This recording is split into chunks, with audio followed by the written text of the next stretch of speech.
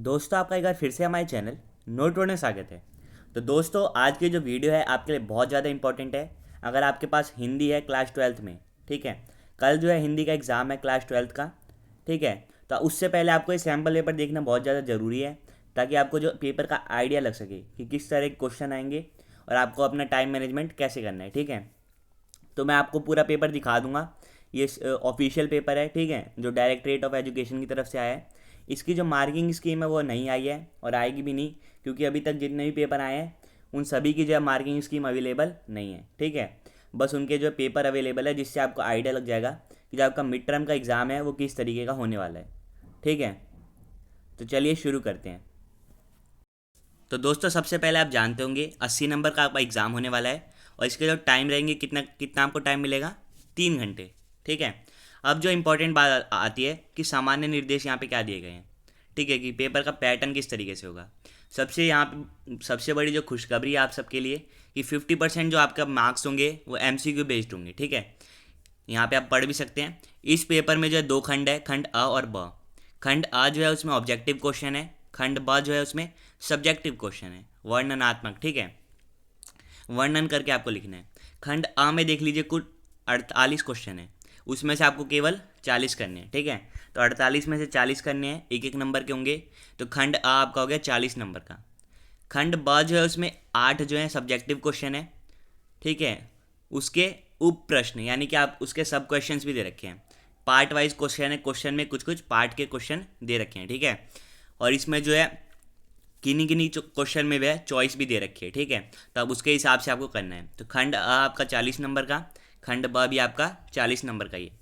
और जो निर्देश दिए गए हैं उसी को ध्यान में रखते आपको पेपर को सॉल्व करना है।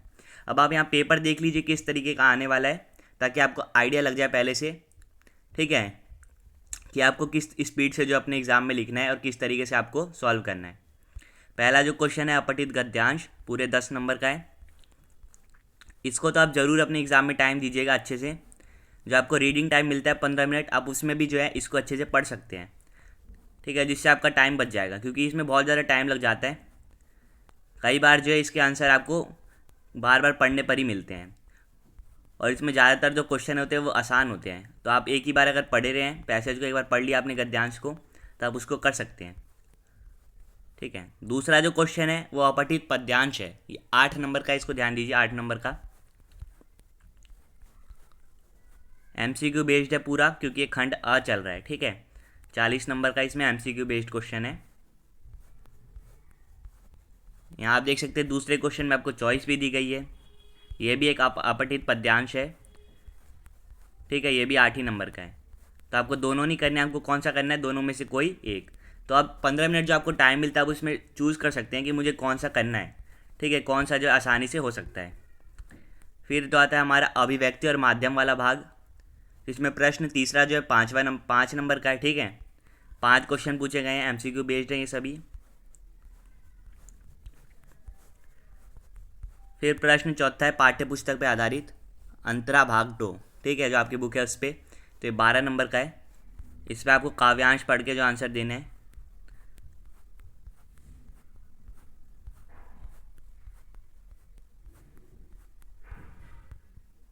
फिर पांचवा प्रश्न इसमें गद्यांश पढ़ के जो आपको आंसर देना है, 6 नंबर का ये भी।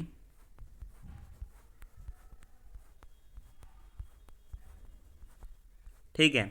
फिर आता है आपका पूरा पाठ्य पुस्तक, जो आपकी दूसरी बुक है अंतराल भाग 2, ठीक है। उसमें से प्रश्न छठा है, ये 5 नंबर का प्रश्न है।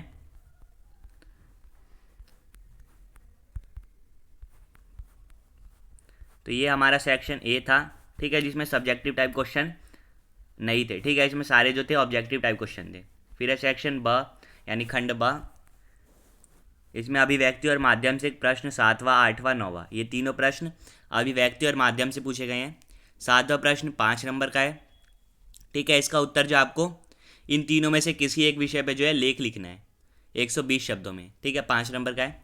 8वें में क्या है, इन तीनों में से किन्हीं दो प्रश्नों को आपको सॉल्व करना है 60 शब्दों में, 3 3 नंबर के दो क्वेश्चन, यानी कि 6 नंबर का हो गया ये। 9वें प्रश्न में दो प्रश्न दिया है, इन दोनों का उत्तर आपको लगभग 60 शब्दों में देना है, ठीक है, ये भी 6 नंबर का क्वेश्चन है। फिर आपके पाठ्य पुस्तक से जो क्वेश्चन आ रहे हैं, अंतरा भाग 2 और अंतराल भाग 2, ठीक है, 23 नंबर के इसमें क्वेश्चन है। प्रश्न 10वां आप देख सकते हैं, 3 में से आपको किन्हीं 2 के आंसर देने 40 शब्दों में, 2-2 नंबर के यानी 4 नंबर का एक क्वेश्चन हो गया। फिर प्रश्न 11वां आप देख लीजिए, 2 आपको काव्यांश दिए गए हैं, इनमें से आपको किसी एक काव्यांश की जो है सप्रसंग व्याख्या करनी है। ठीक है, आप इससे क्या समझे, इसकी व्याख्या जो आपकी बुक में दी गई होगी, ठीक है, तो उसे आपको समझाना है। ये 6 नंबर का है, इन दोनों में से आपको कोई एक करना है। फिर प्रश्न 12वां देख लीजिए, 3 क्वेश्चन है, इनमें से कोई 2 आपको सॉल्व करने हैं 40 शब्दों में, 4 नंबर का ये क्वेश्चन हो गया। फिर है क्वेश्चन 13वां, यह आपको गद्यांश दे रखा है, ठीक है, बहुत अच्छा गद्यांश है, इसको जो आपको सॉल्व करना है और इसकी सप्रसंग व्याख्या करनी है। ठीक है, 6 नंबर का ये क्वेश्चन है। और लास्ट क्वेश्चन है आपका क्वेश्चन 14वां, 2 इसमें पार्ट है, इनमें से आपको कोई एक करना है और 60 शब्दों में जो है इसका आंसर देना है, और ये कितने नंबर का है, 3 मार्क्स का। ठीक है, तो अब आप, मैं उम्मीद करता हूँ आपने सैम्पल पेपर देख लिया और आप पेपर का जो पैटर्न है वो समझ गए होंगे। ठीक है, कि आपको बहुत ज़्यादा पेपर में चॉइस दी गई है। ठीक है, सब्जेक्टिव वाले जो क्वेश्चन है उसमें भी आपको चॉइस दी गई है, 3 में से कोई 2 करना है, ठीक है, 2 में से कोई एक करना है, और जो ऑब्जेक्टिव है उसमें तो आपको ऑप्शन ही दिए गए हैं, उसमें से आपको सही ऑप्शन चूज़ करना है। तो उम्मीद करता हूँ समझ गए आपका पेपर का पैटर्न कैसा होगा। इसी को फॉलो करते हैं आपको जो अपना कल का एग्ज़ाम देना है। तो आपसे फिर मिलेंगे नेक्स्ट वीडियो में, तब तक के लिए bye bye, see you again, thanks for watching. और हाँ दोस्तों, जैसे ही कल के एग्ज़ाम की आंसर की मेरे पास आती है, मैं आपको ये प्रोवाइड कर दूंगा जल्द से जल्द, तो चैनल को सब्सक्राइब करके रख लीजिए ताकि आप जो अपने हिंदी के जो आंसर है वो चेक कर सकें। ठीक है, थैंक्स फॉर वॉचिंग।